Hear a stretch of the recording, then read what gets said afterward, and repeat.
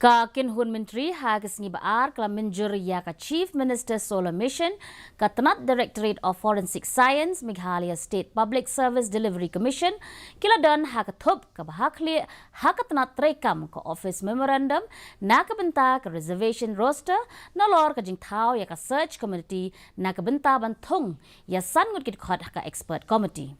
Habapan pau hakilat pathai khubor Myntri rangba ka jilla u kongrat ke sangma ulaong ba ka ne ka jing terwai ya ka ne ka project ka long bandon ya ka sustainable green energy but ru ban ya don benta ha ka banlum ya ka boarding daki weipat kilat kilinti.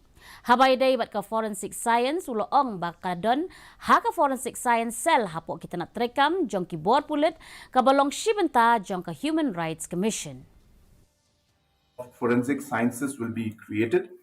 As you're aware that there is a forensic science cell that works, but it works under the police headquarters.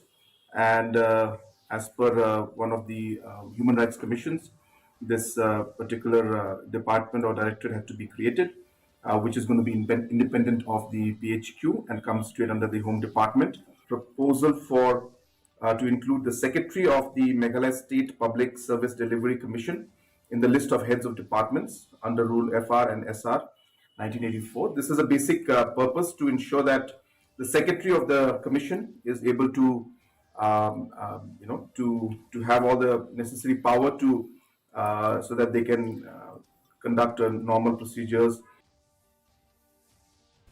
Mynjur rangba ka jilla